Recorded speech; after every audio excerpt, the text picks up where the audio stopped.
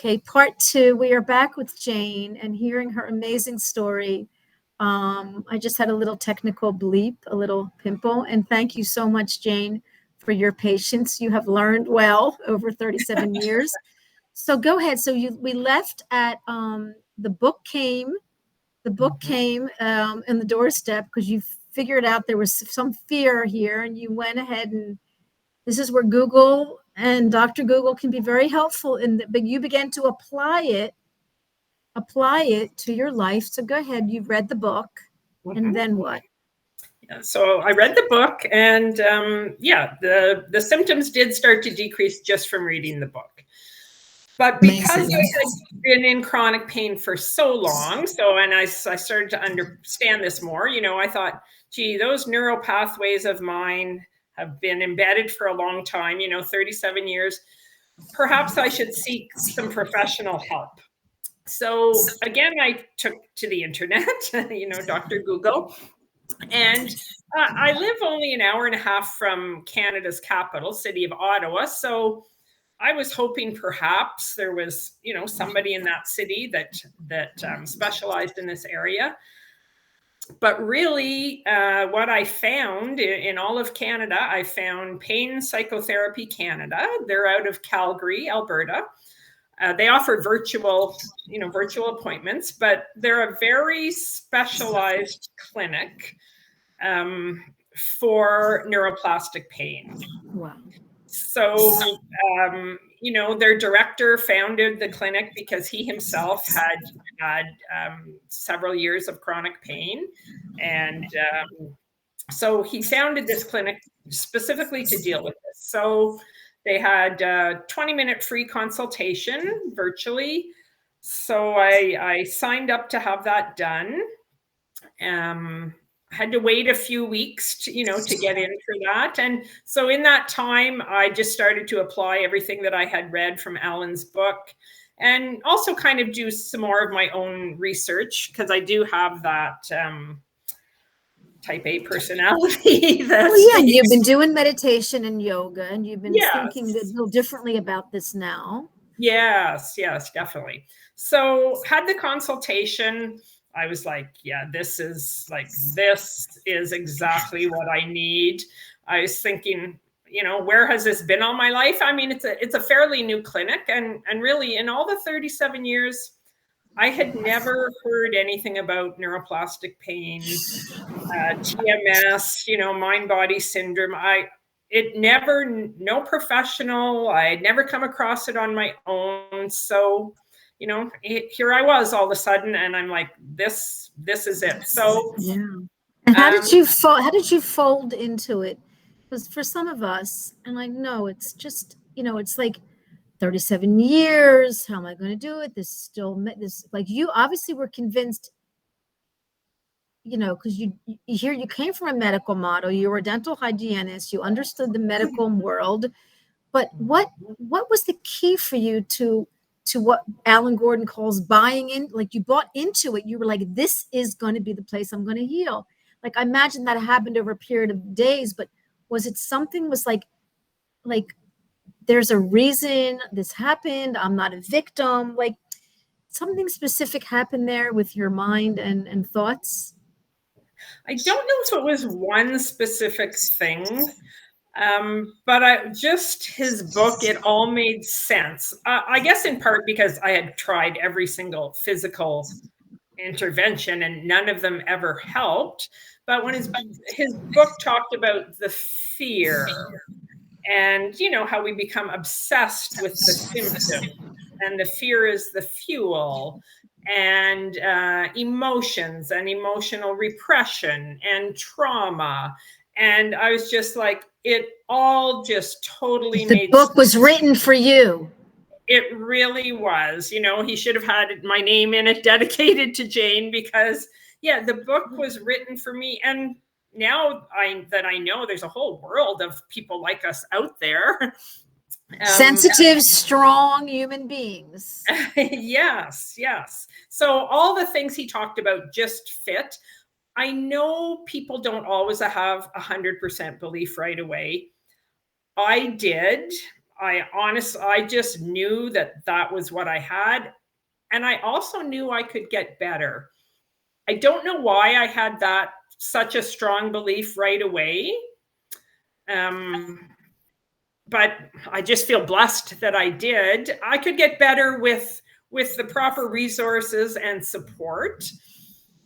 So, on my first session with Pain Psychotherapy Canada, after they do like the free 20-minute call, they have to do an assessment and ask you, all these questions. But I said to my therapist, I said, Tanner, I know you have to do this assessment. And I said, but I know I have neuroplastic pain and I know I'm going to get better. And I feel so blessed that I talk had about that. but that's the placebo. Like, you immediately became a quantum physics mind. And there are people that do believe they're going to get better, but there's some connection in their subconscious mind and conscious mind that's still conflictual, still doubting. And this is where you were like, I'm not negotiating. No negotiation. Wow. No, Wow. it was just organic. It just all made sense. And I was so relieved and joyful and hopeful that something finally made sense. Wow. So, I mean, the first modality we started off with was pain reprocessing therapy. We did a few sessions on that. And for me, I know everyone's individual, but pain reprocessing therapy worked like gold. I mean, as soon as my fear reduced, as soon as I understood that my body wasn't damaged, even though I have all those diagnoses from doctors and all those things that are on the MRIs, that wasn't causing any of my symptoms. My brain was causing all those symptoms. Wow. Yeah. And the pain was real. We're not denying pain here. Oh, definitely. But the body has learned it, and the body's repeating it over and over again to protect you, because it thought there was some threat, and you realized that you were not a threat. It was your thoughts and fear that was the threat. Exactly. Wow. So, even though the symptoms are still there initially when you're doing the PRT, the pain reprocessing therapy, not afraid of them anymore. So that's their fuel. So they don't have their fuel source anymore. Oh, wow. So smart. So, I mean, the goal of PRT is eventually for the symptoms to start to decrease, but I say eventually because the real goal of it is just to decrease your fear. And, as a subsequent thing, the symptoms should start to decrease, but you need to decrease the fear first. You can't go into PRT thinking tomorrow my symptoms are going to go away. The fear really has to decrease. So we used PRT combined with somatic tracking. I was already familiar with meditation. This is a specific type of meditation, where you're paying attention to your symptoms, but in a light, curious manner. Just that they're interesting, and how are they moving in your body today, etc. So there's no fear again thinking about them. It's a very different way of thinking of the sensations. Wow. Then what happened? So basically approximately how many weeks of that? Was it once a week, a treatment with the therapist, and then you had homework, you had to meditate, you were journaling? Like, what? Give us a little idea, because you still weren't working, so you had time to work on yourself and time to really learn these new pathways. And talk a little bit about how you did that, how you incorporated that in your life. Yes. And I would like to say that too. I was set up kind of in an ideal position to heal. I was not working. My husband was still working. My son is an adult living. I'm in a safe environment. We had the resources for me to get therapy. So I did have the ideal situation. I realize not every person has that. You might have young kids, you're still working, you're paying your mortgage. There's lots of other factors in many people's lives. So I had as much time as I wanted to focus on my healing. I think in part that's why it did work, so well for me and so quickly. So For the first few weeks, we did do a session once a week. Yes. And within a few weeks, I mean, I was still doing the somatic tracking formally. So I would sit in a chair in my living room, and I had, you know, a recording of my therapist's voice taking me through the somatic tracking. So I would do that, but I was also able very quickly to go about my day and just take the somatic tracking skills kind of in my, you know, toolbox, and off I went about my day. If a symptom would come up, I was able to just in my head, you know, somatic track it as I went about my day. Wow. Because were you sleeping in a bed? Were you like off the floor now? You were not needing to be on the floor or a bench? You're right. I mean, probably for the first few weeks, maybe I still occasionally did that because that still felt safe to me. Yeah. But yeah, within a month, I wouldn't have been on the floor anymore. And just a little aside story about the floor. I can now do my own housework. And when I scrub my kitchen floor, there is an area on it that is worn, and it is worn at the spot. No way. I always used to lie in the same area.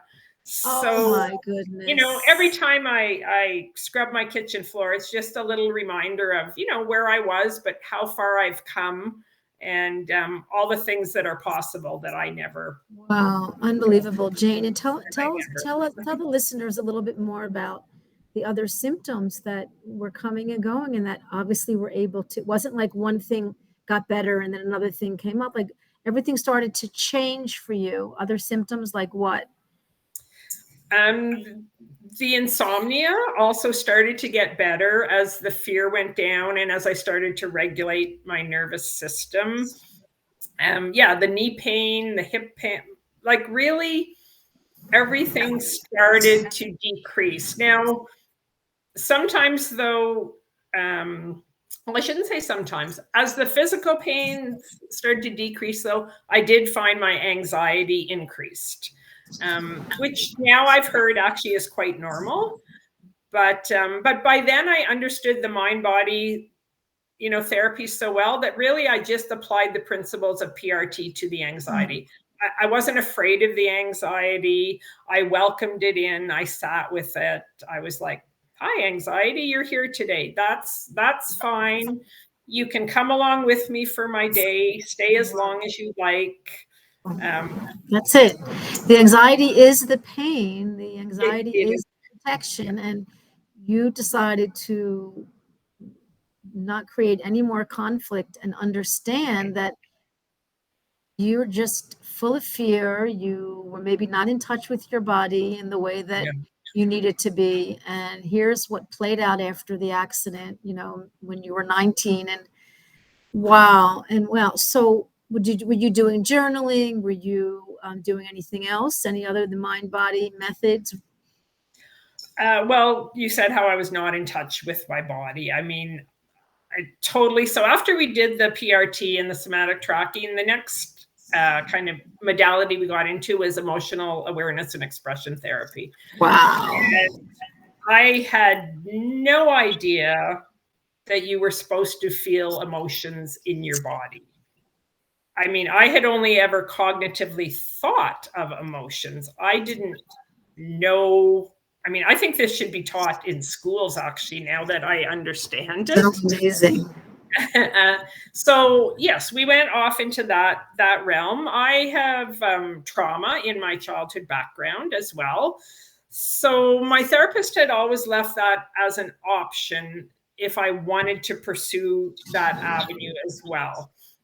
And from my own research, once I understood neuroplastic pain, they do say that, well, first of all, people with trauma are much more likely to get neuroplastic symptoms, but also your long-term recovery is more likely if you deal with the trauma. So yeah, we used emotional expression and awareness therapy to let me learn how to be in my body more. And if a feeling did come up, how to feel it in the body, how to process it, and then let it go. Really, my whole life, I just repressed emotions. I mean, I just stuffed them down. Didn't really even know that that's what I was doing, to be quite right, of course. Had no idea. So yes, I mean, and even to this day, like every day I'll just stop at certain moments in my and just feel, how am I feeling? Are there any sensations in my body? Oh, actually there is a little bit of anxiety there today. You know, some days I might feel that, or there is a little bit of sadness, or there, you know, mostly I have much more positive emotions now, which I also really didn't know how to feel before either, to be quite honest. Right. And what we learn is that there's no negative emotions. There's emotions Yes. that maybe don't serve us, or that we need to process differently, or we need to express in a healthy way. Yes. You know, wow, Yes. wow. So you sound like if you had a second career vision, you'd be a great PRT coach, you'd be a great coach, you'd be really very grounded and focused. I mean, you just spoke very beautifully about, you know, step by step. And so here it is. Would you say that you occasionally have symptoms and you know what they mean, or that you don't have any symptoms? So what I would say is, in my everyday, day-to-day life, I'm pretty well symptom free. But if I do try something new, or we did some traveling this past spring, so I'm in unfamiliar circumstances, where my nervous system maybe in my brain doesn't feel as comfortable, I will get symptoms. But the symptoms are only acute now when I get them. You know, they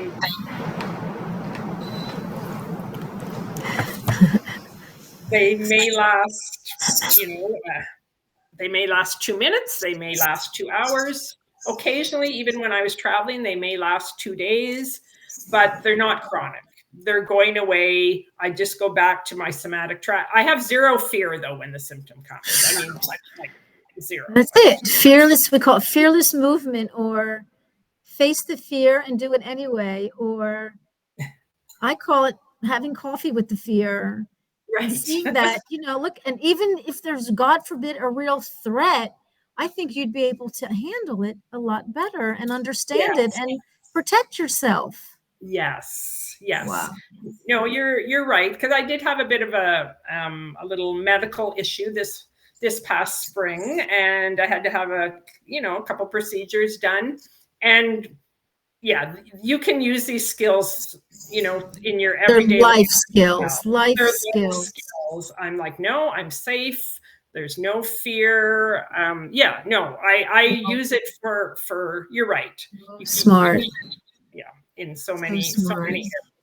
Wow. So no, I like everyday life pain free, but I still do want to try new things. So if new things bring up, some acute symptoms, that's okay, because I still want to teach my brain that new things are okay. Beautiful. Excellent. This is where, it's not black and white. It's a journey, and it's an evolution. And I think you may want to, have you ever thanked the pain for teaching you? Because that's sometimes a way that we get to really not feel like a victim of our accident or pain, or get angry at doctors for not talking to us, or treating us as opposed to the symptom. And, it's almost like this relationship. How do you feel about like this new relationship with your pain, your past, your symptoms, your feelings? Right. So yes, I've read that and heard that some people thank the pain. I wouldn't say I've thanked the pain, but it has brought me to my authentic self. Wow. And I don't think I ever would have discovered that person without the pain. I would have just been going through life like a lot of people are, oblivious to a lot of, a lot of things. And it is now I have so much joy and connection in my life. Wow. I feel connected to people, and I never felt that before. Wow, Jayne. Wow, wow, wow. And so that's just unbelievable. And I just, all these years I meet people, and I've been streaming for 5-6 years, and I always hear it a little bit different from each person on how they feel. And so I'm so happy to hear you say that, that we had to, like some of the trauma therapists say, we had to give up our authenticity to get attachment growing up. And then the pain becomes this reflection of that. And here you have this authenticity and how you appreciate it, and you're so aware of it. You're like looking, and so what would you like to leave the listeners as we round up? What would you like to leave with them? Because it's such an art, and it's such a different journey for all of us. And sometimes they're in it again, and they're walking it again. And, you and I together want to inspire anyone and everyone that healing is possible. And for some, it's going to have to be a real game of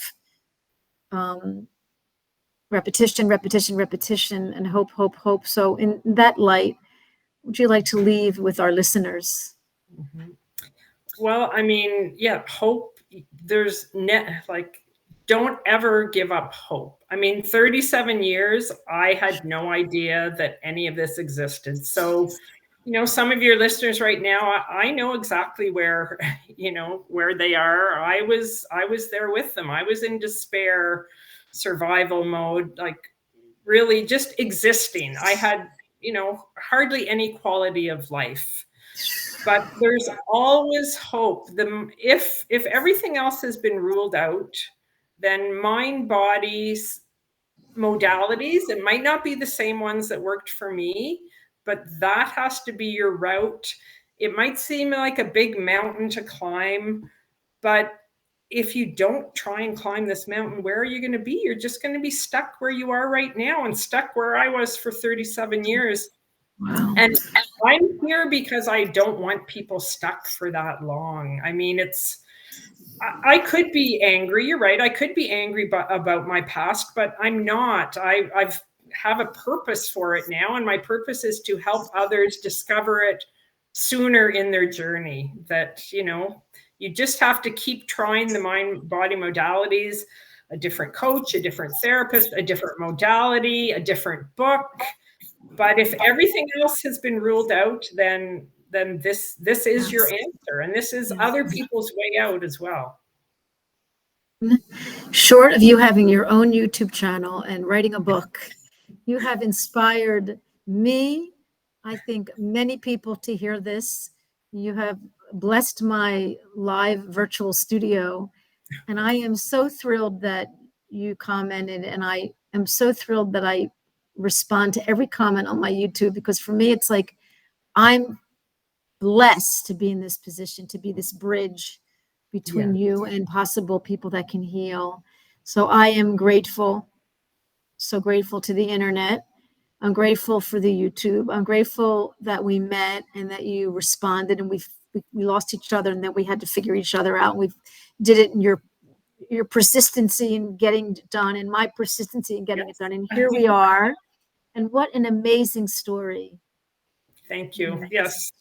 And I have so much gratitude for you and everyone else who works in this mind body modalities. I mean, we just need to keep spreading the word. And I mean, my hope is that somewhere down the road, this will become much more mainstream, but I know we have a long way to go. And I appreciate it. And I'm glad the spot on your floor is there to remind you. Yes. And that being wounded or having scars are a sign of healing, a sign of hope, a sign of the body's ability. And so you are really one amazing soul. And I so appreciate your time this morning in Canada and my time here. And we will meet again. Thank you. Thank you so much for having me. Bless your heart. Bye-bye. Bye now. Okay, 1 second. It's going to go off.